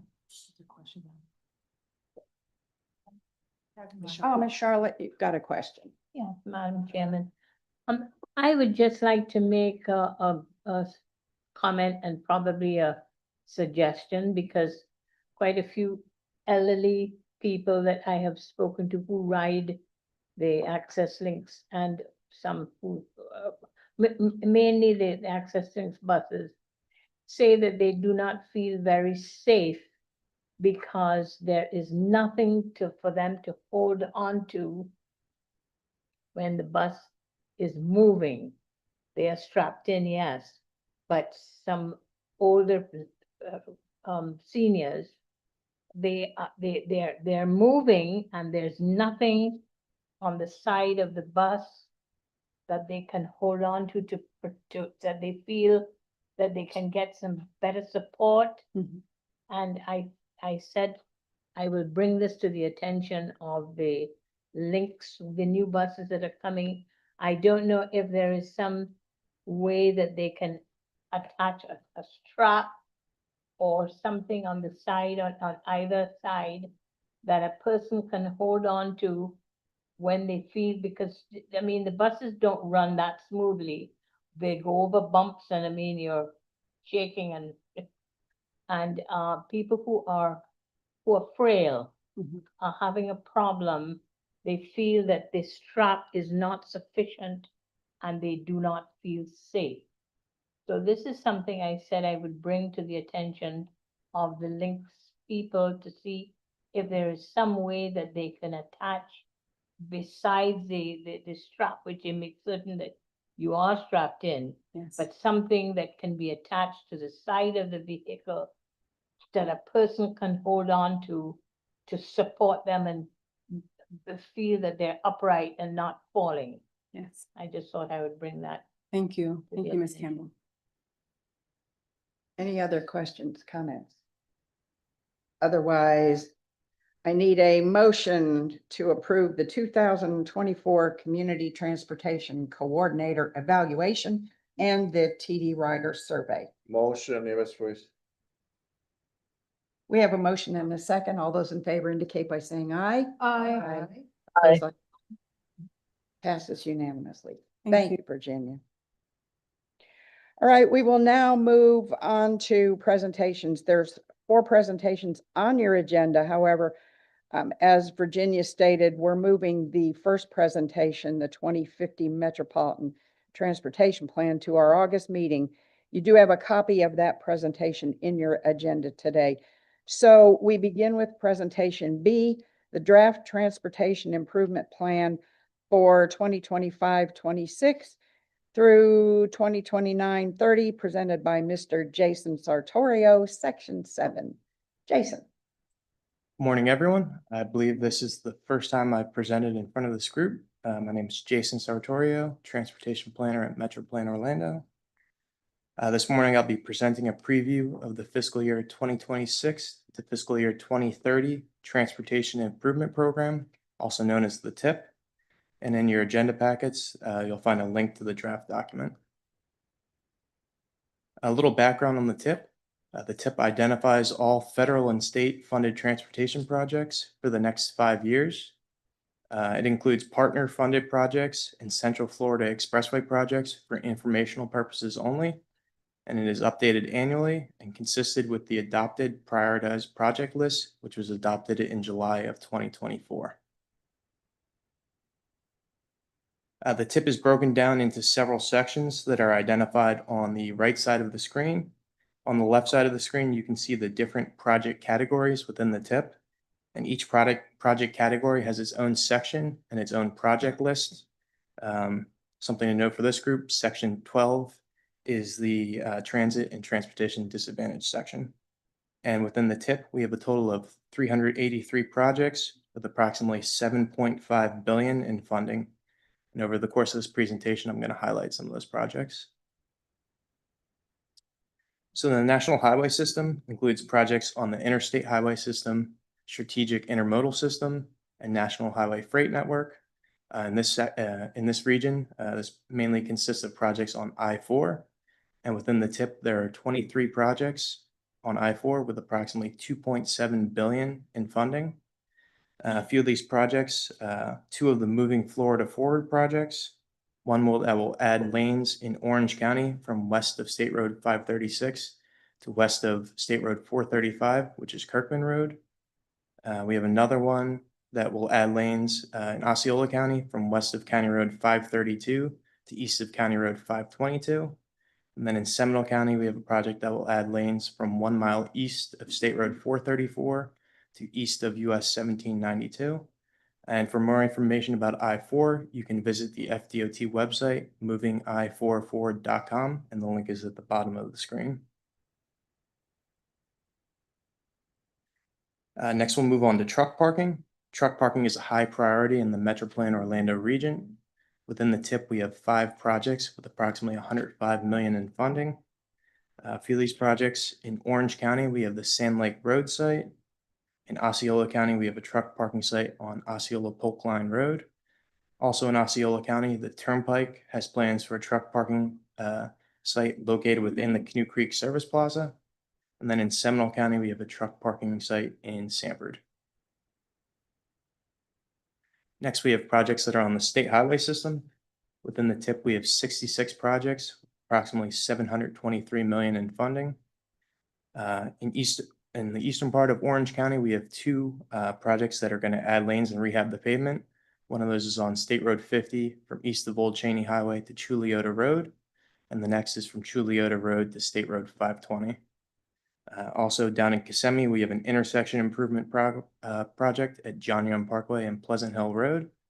And then in Seminole County, we have a project on State Road 434 that's going to add several roundabouts between west of Jetta Point to south of Artesia Street. Next, we're going to move on to complete streets. Complete streets projects include projects off of the state highway system that improve safety, reliability, and access for all users. Within the TIP, we have 7 projects that MetroPlan Orlando is funding. The funding is approximately $25 million in Transportation Management Agency or TMA funding. And there's an additional $17.8 million in local funds and congressional discretionary grants. And a few of these projects in the Audubon Park, Baldwin Park area of Orlando, we have the Virginia Drive, Forest Avenue, Corinne Drive Complete Street project from State Road 527 to Bennett Road. In Castleberry, we have the Winter Park Drive Phase 1 from Marigold Road to Seminola Boulevard. And then in Kissimmee, we have the Connect Kissimmee Complete Streets Phase 2. Next, we have the Transportation Systems Management and Operations, also known as TSMO projects. These projects use technology to improve safety and travel time reliability for projects off of the state highway system. Within the TIP, there are 14 MetroPlan Orlando funded projects.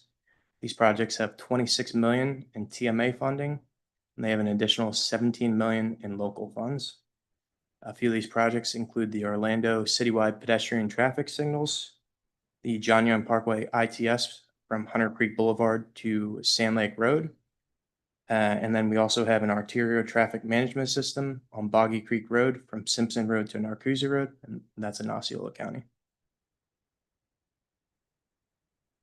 Next, we have the bicycle and pedestrian projects. These consist of standalone bicycle and pedestrian projects.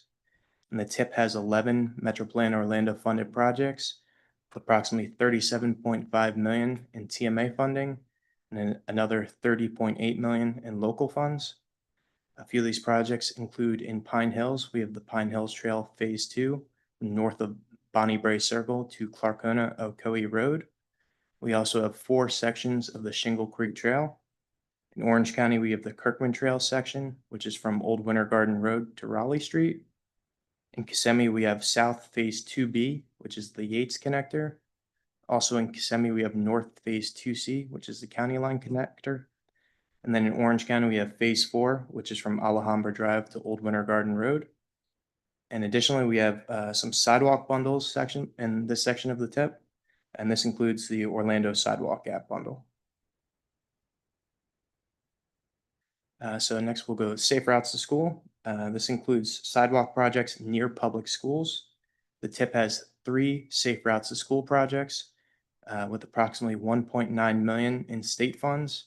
There's also an additional $846,000 in TMA funding and approximately $1.3 million in local funds. A few of these projects in Kissimmee, we have Phase 2 of a sidewalk gap project at Deerwood Elementary. In St. Cloud, we have Phase 1 of a sidewalk project at Hickory Tree Elementary. And then in Kissimmee, we have Phase 2 of a sidewalk gap project at Boggy Creek Elementary and Parkway Middle School. Transit and commuter rail are 2 separate sections within the TIP. The transit and transportation disadvantage section of the TIP includes operations and capital funding for links. And the TIP includes 9 projects with approximately $380 million in funding in this section. And the commuter rail section of the TIP includes Sunrail projects. And within this section, there are 9 projects as well with approximately $178 million in funding. So as you can see, over the next 5 years, we have a lot of projects going on in the region. We have approximately 271 projects that have either federal, state, or turnpike funding. And that's approximately $5.5 billion in funding. And the pie chart on the screen breaks this down based on the sections of the TIP that I previously mentioned. Just to note, this does not include the $1.3 billion in local funds that our partner agencies contribute to projects. And this also does not include the partner funded project section, which I previously mentioned is for informational purposes only. As I previously mentioned, we have some projects in the TIP that Metro Plan Orlando funds. Within the TIP, we have approximately 39 projects with 145 million in the TMA funding that I've been mentioning. And the pie chart on the screen breaks this down by project type. So we have complete streets projects, bicycle and pedestrian projects, TISMO projects, as well as transit capital. This year, we have multiple ways for the public to participate at their convenience. So you can watch this year's TIP video, which explains ways to explore its contents and participate in the planning process. And this is available on our YouTube channel. Additionally, you can join in person or virtually at any of our upcoming committee or board meetings. We'll have the opportunity to leave a public comment. You can also attend our in-person open house, which is this upcoming Tuesday, June 17th, from 1 p.m. to 4 p.m. And the location is at the Seminole County Public Library in Oviedo. We also have had 2 one-hour-long virtual Ask a Planner About the TIP sessions. And we'll be hosting one more session on June 30th from noon to 1 p.m. And information on this is located on the Metro Plan Orlando calendar, as well as the TIP page. And finally, you can utilize the TIP online viewer to navigate and provide comments. So last year we launched our TIP online viewer. It's an interactive way for people to view the document. It also has a map where you can click on lines in your neighborhood and it'll pull up the project and all the project information. This program is pretty user-friendly, but we do understand that there is some learning curve. So this year we put out a short 2-minute long how-to video that I narrated, where I walk through the steps of how to leave a public comment, as well as how to view the TIP and look for projects. And this is located on our YouTube channel, as well as on our website, metroplanorlando.gov/TIP. So a few next steps. Over the next few weeks, we'll be doing a couple things. The document just finished review by FDOT as well as our agency partners. So I'll be taking the feedback and incorporating that into the TIP document. And as I mentioned, we also have 2 public outreach events left. And then the TIP will go in front of the board for approval in July. That concludes my presentation. I'd like to open up the floor for any comments or questions. Thank you. Questions, comments? Ms. Olds? Thank you for your presentation. My question, because this is close and dear to my heart because I have young kids. All of the projects were cross-county, except for the school safe routes. I heard they were all in Osceola. How were these selected? So that's actually a grant program, and the school principals have to apply for the grant. Okay, and who makes those determinations of the approvals of which schools? I'm going to let Taylor hop up and Okay. finish that. So that particular list, hi, I'm Taylor Laurent, Manager of Transportation Planning here at Metro Plan Orlando. The school mobility program and what you're seeing there for those Osceola County projects are applying for a state grant through the Florida Department of Transportation. They have about $7-ish million per year for the entire state for funding for those safe routes to school projects. So we are receiving a good amount of that funding through Osceola County's participations. We are excited to see that. In the event that there are any cost overages on those projects, by listing them within our documents here, we're able to assist to be able to keep those projects moving forward and not see them fall off the list due to maybe $100,000 that they need to be able to complete that project. But it is a self-select grant program through the Department of Transportation. Thank you. Any other questions, comments? Yeah. Mm-hmm. Of all these projects and the monies that it will cost to complete, how much of this do you already have in the bank? How much of this is guaranteed, and how much is kind of up for, in question as to whether Tallahassee or DC come through with? Sure. So to start off with, the TIP includes projects that already have funding fully identified. So prior to that, they're listed in the Metropolitan Transportation Plan, where it's just estimates, but no actual funding identified. And then they go on the project priority list where they're kind of prioritized. And once funding has been identified, then they move on to the tip. So all projects at least have some phases fully funded. You know, there might be design phase funded with construction still unfunded. And then what was the second part of your question again? Well, I just wanted to know, you know, for how many of these The- projects do you have Project. funding? Yep. And, you know, So they are the funded. winds in Tallahassee and DC change pretty quickly. And over the course of the year, obviously, there's a lot of cost overages and moving parts. So over the course of the year, we do amend the tip kind of, not, I'd say monthly, but several times over the course of the year as funding changes or as funding is, you know, needed for projects.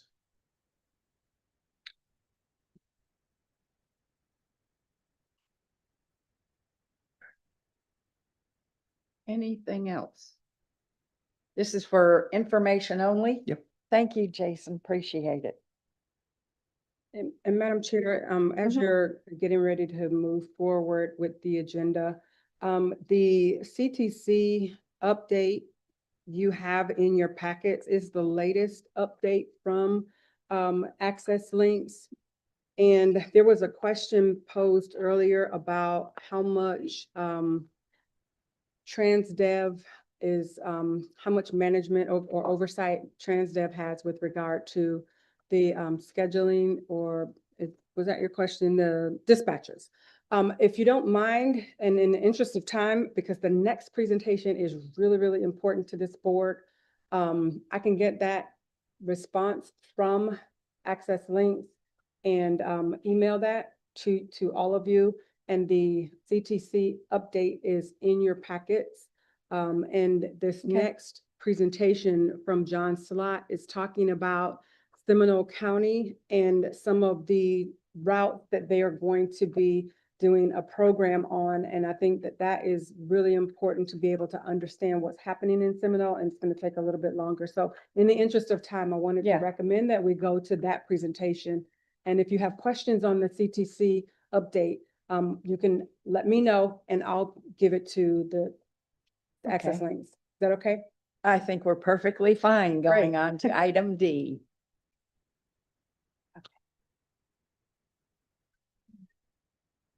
John Slott, I'm the Director of Public Works for Seminole County. Here to present the current status of the Seminole County Microtransit update. And after the presentation, we'll be happy to field any questions and any clarifications you may have.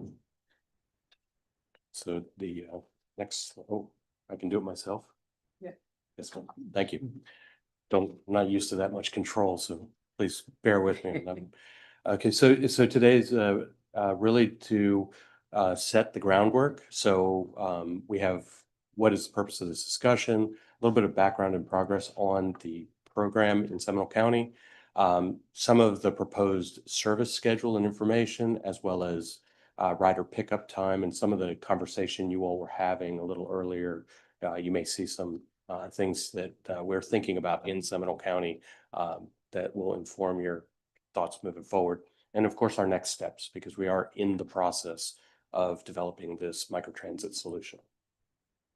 So really, we're here today to give you a quick update and an overview of where we stand in Seminole County regarding the microtransit program and field your questions. So really, it's been a bit of a journey. We started in June of 24 with a board direction to investigate ways to reduce the public transit service costs and provide a better service by the Board of County Commissioners. That went through a series of steps, and we released an RFP for microtransit services in June of 24. Went through and received board approval of the RFP in December. And then with most recently, the Board of County Commissioners approved the agreement with B-Free, which is also known as Free B, not to be really super confusing, but to provide this first level of service. And the intent is that the service would start on October 1st of this year. run in tandem with the fixed route operations in Seminole County through January of 26, so that we'd have overlap in the two services. We could learn and understand the impacts, and then in January decide to reduce the fixed route and leave the microtransit service in place. So really, here's the background on the service. So the potential service area is, of course, Seminole County. We have, of course, Sunrail as a backbone throughout the Seminole County core, with 4 stations within the boundaries of Seminole County. As well, we have some pretty high Lynx ridership routes on 436, and a little bit into the east side over on 434. So the intent would be keep the high ridership routes of Lynx in the southern part of the county, and then layer this microtransit solution on top of it. So the intent would be to create a group of zones. So these zones are on-demand zones that are door-to-door service, so you don't have to go to a bus stop. You would, similar to what you experience in the paratransit world currently. There would be, right now, the intent is to have 5 zones. Through the summer, the freebie folks will be working with the county teams, and we'll be deciding what those zones should include and how to serve them. So this is representative. The lines might change a little bit. And by the way, that's the beauty of this type of service. They could change to meet needs and demands. So the intent of being innovative and flexible to changing requirements, that's the intent here as well. The intent is also to connect to regional transportation and mass transit solutions or services, such as, of course, Sunrail. So each of the zones, as you can see, we have four stations. They actually would, 4 of these zones would actually have a Sunrail station in them. So the intent would be to allow for a quick transfer to Sunrail, and then the passenger could go anywhere in the 3 counties that Sunrail serves as well. Volusia, of course, Osceola and Orange, and then of course Seminole. And then of course we want to make sure, and the board was very clear, wheelchair accessibility and making sure that we had vehicles and individuals that understood how to interact and work with both disadvantaged as well as ADA passengers. So the proposed service schedule currently is a 7-day schedule. So Monday through Friday, 5 a.m. to 9 p.m. Saturdays, 6 a.m. to 10 p.m. and then Sunday, 6 to 8 p.m. In addition, the intent is this is a same-day service. So via a mobile application, the web, or a phone call to a customer service center, the passenger can make an appointment or reservation for a pickup. On 6 days of the week, Monday through Saturday, the intent is 30 minutes ahead. So you make your reservation, 30 minutes later, a vehicle shows up where you need them to, and they take you to anywhere in the zone. On Sundays, we'd move that to 60 minutes. That's the intent right now. And then, of course, we understand we want, or the Board of County Commissioners wants to make sure that it's encouraging a shared ride service. So therefore, but they want to do it with the intention of not inconveniencing. So there's detour times developed in there, and we've requested a reasonable pickup time, so diverting. So you're not going to sit in the vehicle with another person for an hour while they go somewhere. And we're currently figuring out that time right now and get more feedback as we move forward. So really, so quickly, the next steps are really to negotiate the contract. So we had approval from the Board of County Commissioners on May 20th. We need to execute that contract and then begin the service implementation. The intent at this point, and similar to some of your feedback, the county, at the direction of the Board of County Commissioners and our county manager, Darren Gray, has reached out to key constituents throughout the community. And we have actually one of our super writers here, Joanne Canals. Joanne has agreed. Christian says hi.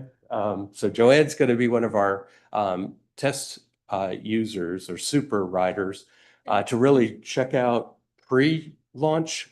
How does the call center, how does the mobile application work? Are we good there? And then throughout, be able to provide feedback. Because if there's anybody who knows how to get from anywhere in our community to anywhere in our community, it's people like Joanne. So we're going to be engaging with them, of course, our hospital teams, as well as our public school systems, and throughout the summer, as well as through the pilot, or through that first overlap timeframe from October through January. And of course, throughout this, thank you to the links teams and the planning teams. They've been helping us try to figure out how do we make sure that we have seamless connectivity so that those Seminole County residents that need to go and travel into Orange and Osceola County have good connections, as well the other way around. Of course, folks coming from the other counties up into Seminole County. So with that, I will pause and answer any questions you may have, if I can, by the way. So might not have all. Any questions? Yes. Yes, please. I want to be, okay, so Sorry. go ahead. Thank you, Madam Chair. These rides, forgive me here, they will, the hours of operation you said was like Monday through Saturday, right, 5 a.m. to 9. And these rides will go only within Seminole County? Yes. And right, for medical appointments, but also to grocery stores and those sort of things. So pretty much across the board. Yeah, so right? so for any trip purpose. Okay. So so if you need to go to the grocery store, if you need to go to entertainment, if you need to go to work, that's the intent. I was going to ask work as well. All right, thank you. Absolutely, absolutely. And the intent of some of these zones, I can go back to the zones. So the zones are intended to include, and this is similar to some of the things you heard from the Links team, make them big enough that they have all the things people need in their daily life to encourage quick trips, right? And make sure that you have the connectivity to regional mass transit services like Sunrail to zippity, and you can go into Orange County, Osceola County, or Volusia. Okay, thank you so much. Yes, ma'am. No, did you have a question? No. I noticed that the presentation wasn't in the package. Would we be provided with a presentation? So, and I'll own that I was very late giving it to Metro Plan Orlando. So thank you, Virginia and Rachel. Yeah. Ms. Baldwin. Okay, 2 questions, John. If a Seminole County resident, ADA or TD, uses paratransit, they're still going to be able to use paratransit? Yes, ma'am. So Okay, at then the my sorry. other question will be then kind of just so that I'm understanding what if an ADA rider takes a trip from Orange County to Seminole County, they are still going to be using Access Links and not the system that you're providing, correct? Yes, ma'am. Very good. Exactly. Okay. Yes, ma'am. Any other questions? Thank you so much for bringing this to us. Yes, ma'am. Thank you Good for having us. information. Thank you. So Madam Chair, thank you, and thank you, John, for being here, because I know that there was a lot of questions around this. There was a lot of uncertainty when it was being rolled out on the news, there were a lot of misinformation. And so we wanted to make sure to bring it to the TDLCB so that you hear it first from Seminole County, and then second, it will help to be able to envision what this looks like. There is currently no impact to TD riders and Access Links. They don't have to use this. They can still continue to use Access Links as they currently do. However, it may prove to be more convenient and better for them if they are ambulatory, but you see that there are also wheelchair accessible vehicles.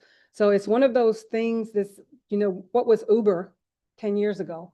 It was something big, but now we know what Uber is. So this is something that's being implemented, and we wanted to make sure that some of the myths were dispelled as this is being rolled out. Thank you. All right, that concludes our presentations. Madam Chair, I'm sorry to interrupt. We have Tashara Cooper online who would like to ask a question. Sure. Lisa, if you can give her permission to speak. Thank you. Hello, can you hear me? Hello, can you hear me? Yes, we can hear Yes. you, Tashara. Okay. Oh, so my question is more for clarification to make sure I'm understanding. So this service is to provide services within, so basically it's going to travel across cities within Seminole County versus across counties. Like, so for a person who is a Access Links user, if employing this service for transportation, it would be to travel within and across the cities contained within Seminole County. Am I understanding that correctly?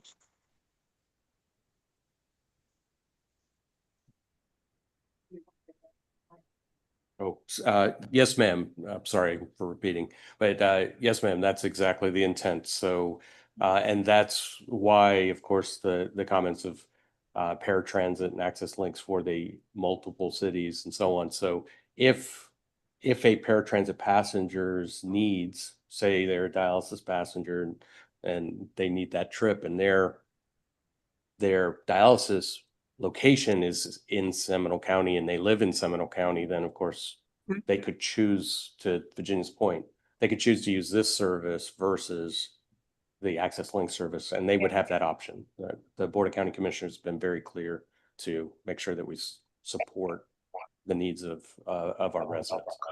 Okay. And those costs for using that service is comparable to what clients currently, paratransit users, would pay? Would there be an increase and or decrease? And I'm sorry if you've already stated this. I had to depart the meeting a little bit early. Yeah, no, ma'am, I didn't state it, so I can state it now. So over this summer, we are doing a fare study to hone in on what the fare should be. The direction from the Board of County Commissioners to our county manager, Darren Gray, has been to make sure that we develop a system that has reduced fares for disadvantaged, for seniors, for students and other groups. So in that fare study, we will get clarity on what the actual end price will be per trip. But the intent is to do a couple things. Number one, acknowledge those groups. As second thing is there may be things like supporting connections to like Sunrail. So as riders know, and Joanne and the gang knows, and Salita and the gang.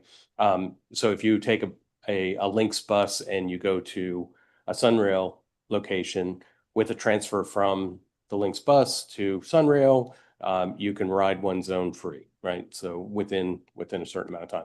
Those types of interchanges is stuff that we are also looking at for this system, because we do want to encourage people to use this and then get on the regional rail system. All right. Thank you so very much. Yes, ma'am. All right. Now that concludes our presentations. There are items for your consideration under general information and upcoming meetings, including our next meeting, which is scheduled for August 14th. And we're now at member comments. Are there any members who have any final comments? Hearing none, this brings us to the second opportunity for public comments. Comments heard at this point in the meeting are more general in nature, and similar to the first, comments may be made in person or online. Members of the public joining us virtually who wish to speak, please use the raise hands feature on your Zoom screen. And when you're called, staff will unmute your microphone and will ask you to state your name and contact information for the record. Is there anyone online with general comments? No hands raised online, Madam Chair. Thank you. All right, is there anyone from the public wishing to speak in person? Miss Joanne Canellis would like to speak. Joanne. Yeah, you turn on. You help me turn, oh, there you go, thank you. Well, I'm Joan Canales. Yes, I've been actively riding a bus. I like to be able to keep the bus so that I can ride the one I'm about to ride on to the bus stop. Are we still getting the bus over at the, we call it Walmart Plaza and in, Seminole Center?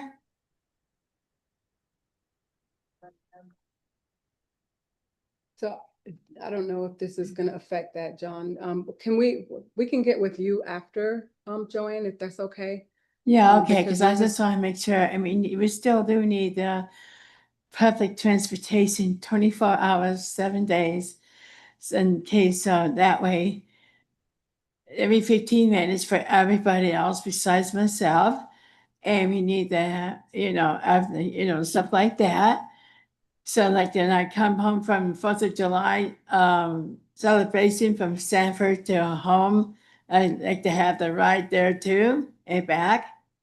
And I like to have bus everywhere that we don't have right now, please.